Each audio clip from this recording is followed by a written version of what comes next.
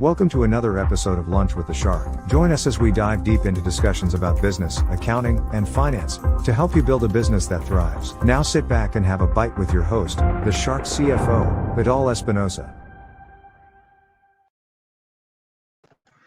Well, hello, good afternoon. Welcome to a new edition of Lunch with the Shark. I am your host, Vidal, the Shark CFO, Espinosa, and it's really great seeing you today.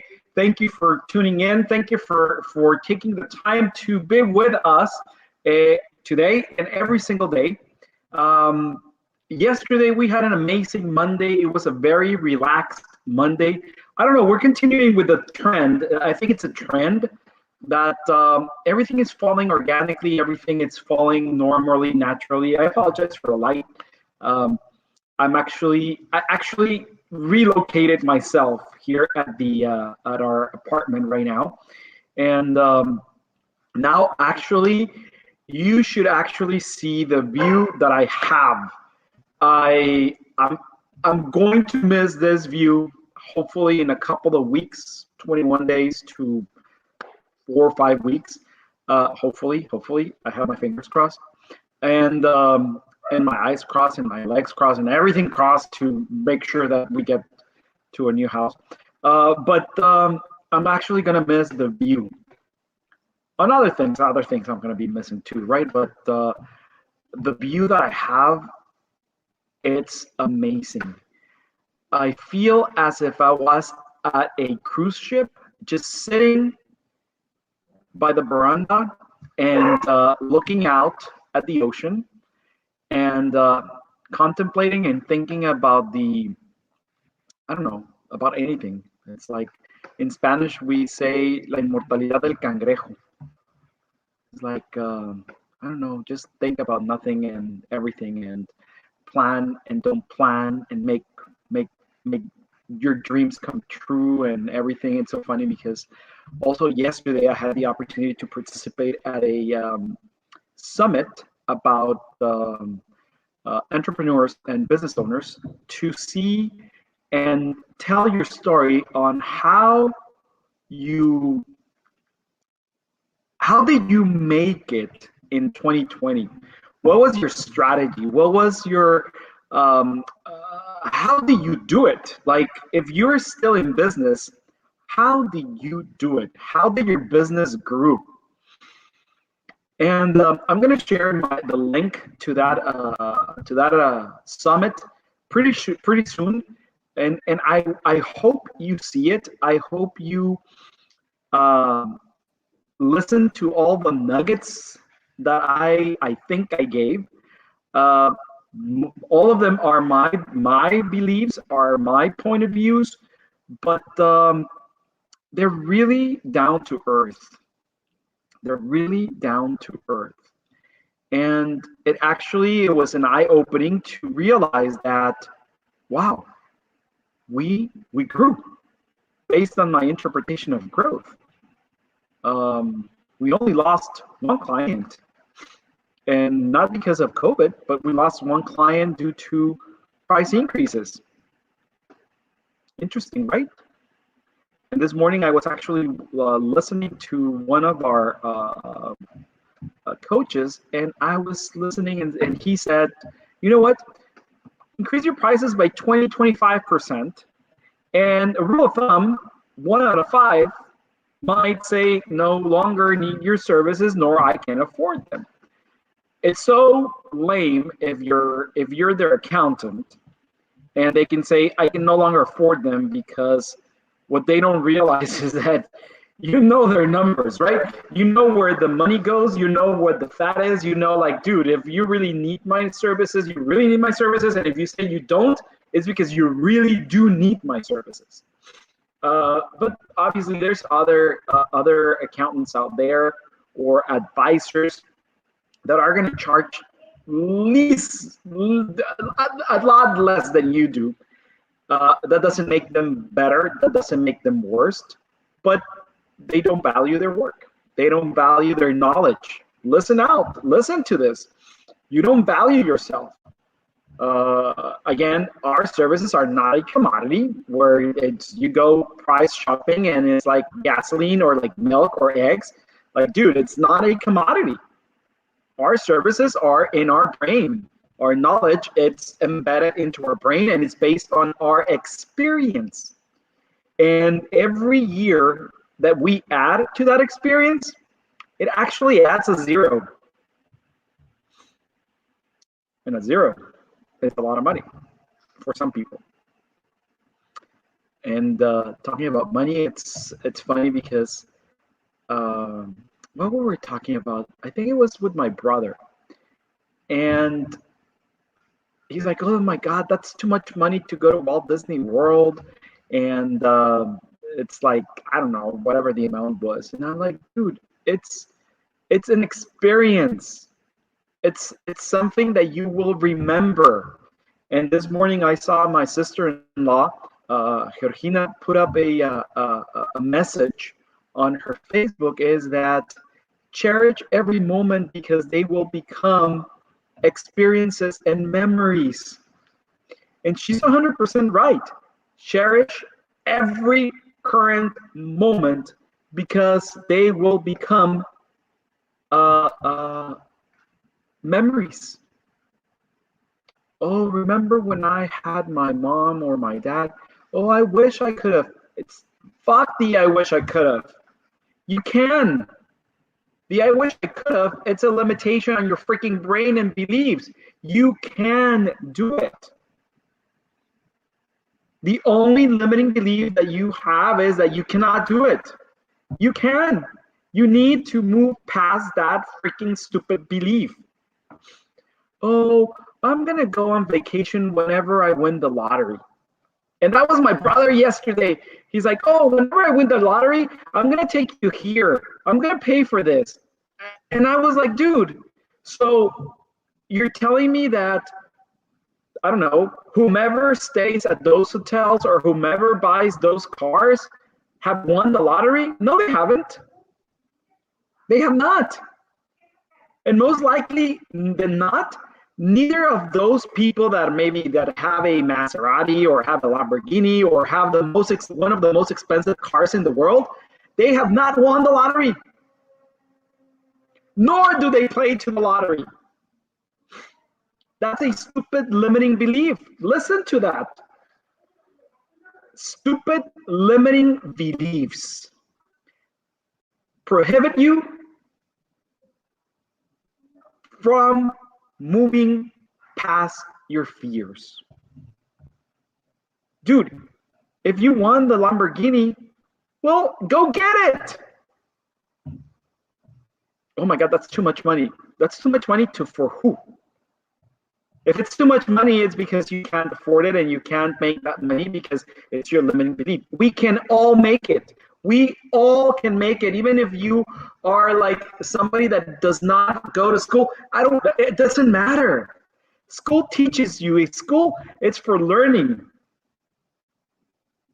certain things. They don't teach us how to balance a checkbook. They don't teach us about how to get credit. They don't teach us how to use credit. They don't teach us how to use credit lines. They don't teach us about insurances. They don't teach us about tax planning. They don't teach us about savings. They don't teach us about real estate. They don't teach us about how to do money. The only thing they teach us is they teach us how to go out in the world, become employees, and work for somebody for a freaking paycheck in exchange for 8, 12, 16 hours a day, 5, 7, 6 days a week, so you can make a living. That's what they teach us at schools and certain universities. Dude, hijo, you have to go to school. You have to finish university. You need to give me a master's degree so you can work. You can go work at a good company. I'm paraphrasing my mom. I was like, hell's no. I'm not gonna work for anyone. I'm going to work for myself. No. You need to go and work for somebody. You need to go and work for a company that it's going to pay you good salary. No, I'm not. I'm going to become like my dad, an entrepreneur. Oh, but that's so much work. That's so complicated. Look what happened to him. He got tired so fast and he da da da da da. That's fear. Actually, that's very well based fear, but because she loves us and she's like, she doesn't want to see that happen to us, but don't limit us. Are you doing that to your kids? Are you doing that to your team? Are you limiting them? Are you the true leader that they're seeking? Do they know what they're seeking? Do they know what a true leader is? Do they know that? Do you have a plan in place in your company to help them grow? That's why today we're going to talk about 4 distinctive types of corporate culture. Which one do you have in your company? Which one? Are you proactive in your corporate culture? Do you even have a corporate culture? Oh, do you have a different corporate culture every single freaking day of the week? Or because this month is February, you have a peace and love corporate culture? Does it go based on the holiday that we celebrate that month? Corporate culture, everyone's concerned about it, but it's not that easy to pin it down and not that easy to train. Let's first start by defining your corporate culture. Your corporate culture. It's a popular term often used as a buzzword to describe the climate within an organization. That's in layman terms. We actually defined it yesterday, right? Corporate culture refers to the shared values, attitudes, standards, and beliefs that characterize members of an organization and defines its nature. It's rooted in an organization's goals, strategies, structure, and approach to labor, customers, inventory, and a greater community. That's what corporate culture is. We said yesterday, right? So let's look at the framework focused on 4 distinctive types of company cultures. The first one is clan culture. Clan culture have a friendly, collaborative culture and can be compared to a large family. That's why clan, where people have a lot in common. Strong bonds of loyalty, tradition, and camaraderie generally forms it. Examples of a company that may have a clan culture could be Google, Zappos, Facebook. That's a clan culture, and it's not based on their sizes, okay? Because you're going to tell me, oh, those 3 companies that you gave us as an example, they're humongous organizations. It does not matter. Your company can have a clan culture simply because it's a family-owned company.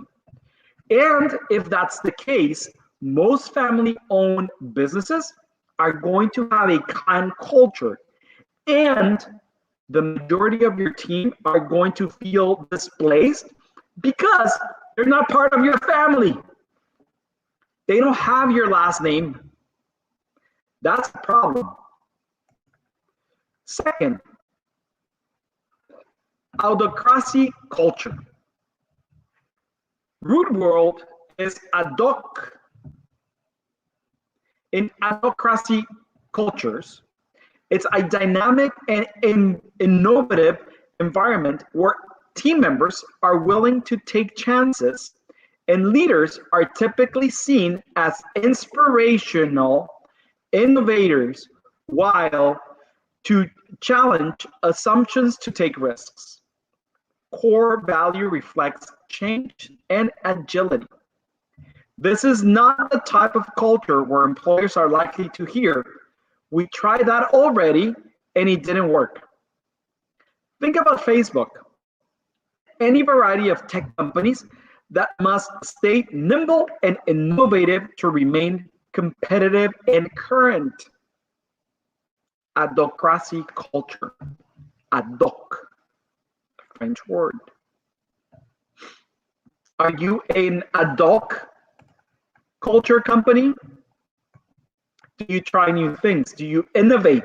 And listen, I'm not saying about, oh, let's try a new way how to deliver the tax return to the client, or let's try a new format, or a new identity, or a new image, or no. I'm talking about really research and development through innovation. Not only technology companies have that, pharmaceutical companies have that too as well. Obviously, an attorney or an accountant could not be sort of an ad hoc culture, because how often does the core laws change? Not often. Certain laws or certain articles or certain sections do change often, or on and on, but not the core. Market culture. A market culture is a culture in which the goal is to get down to business, get work done, and achieve results. This is often a competitive environment, even among coworkers. The purpose of being at work in a company with this culture is to make as much profit and capture as much market share as possible. Amazon is a great example of this type of companies. And Jeff Bezos is known as being a demanding task maker. Apple, under Steve Jobs' reign, it's another example. Any company that has really sales-focused organization, it's a market culture, has a market culture. A coaching industry, it's a market culture. Or it can be a clan culture. Not an ad hoc culture, because they don't innovate that much.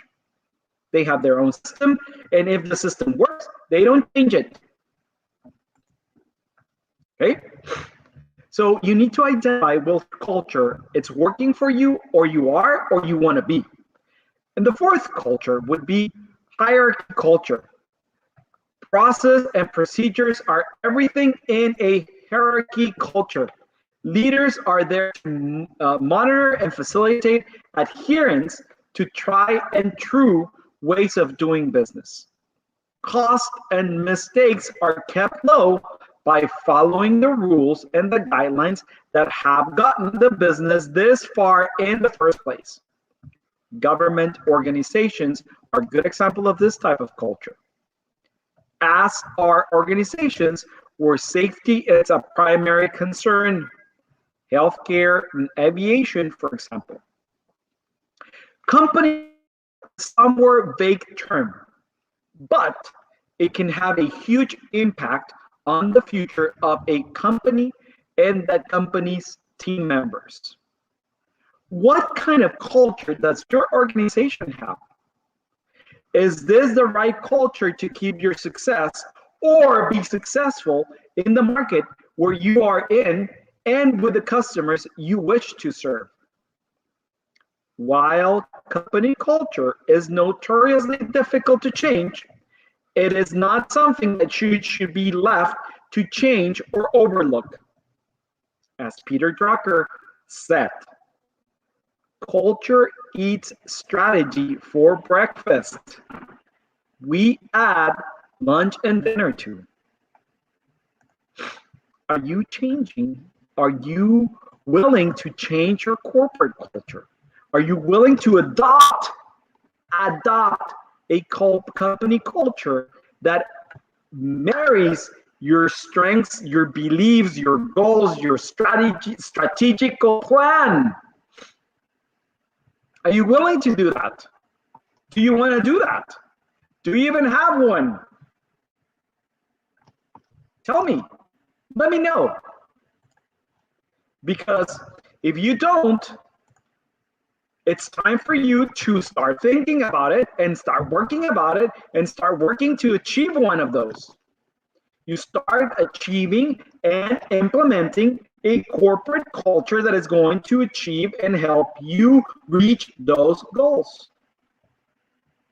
Do you see how we've been positioning yourself for success with strategic planning, goal settings, and leadership, and now corporate culture?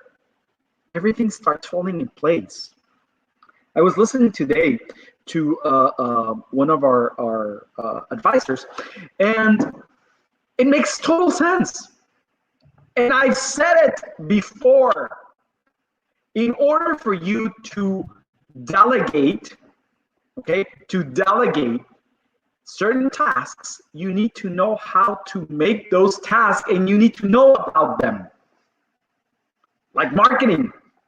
You need to know about marketing before you hire a marketing team for your in-home or an external marketing team. But you need to know about marketing. You cannot just ignore and say, okay, I'm going to delegate the whole marketing team to somebody and not know. I'm going to delegate my whole management team and not know what management you're asking or seeking.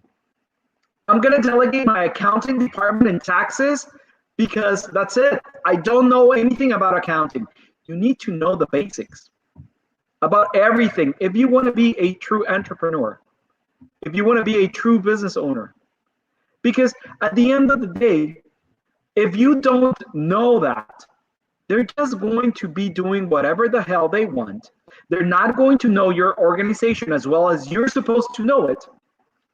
And where's the success? Where is it? Holy shit, my company is not moving forward, and it's like, wait, dude, like, have you explained clearly? Do you even know what they're doing? It's accurate. Is it what you're looking for? Is it what you're seeking? Have you thought about that?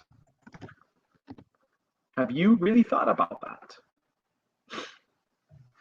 Well, let's cut it short today. And to end up today's show, I'm gonna quote Pierre Omidyar. He is the eBay founder and chairman. And he said, if you're passionate about something and you work hard, then I think you will be successful. Simple, right? If you're passionate about something and work hard, then I think you will be successful.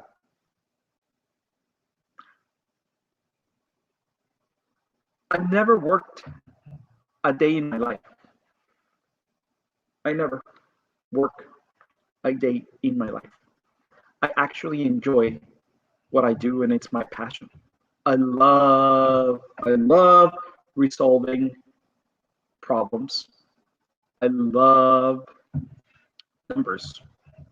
Mind you, I'm not a calculator. I love the stories behind what numbers tell you. It's like the Pirates of the Caribbean. That men do tell stories. Numbers tell stories. What's your story? It's been great seeing you today. Bon appetit. Ciao. Thank you for listening to Lunch with the Shark. If you would like to set up a consultation with the Shark CFO, Vidal Espinosa, visit his website www.invictus-advisors.com, and don't forget to subscribe on Facebook, Instagram, YouTube, Twitter, and LinkedIn.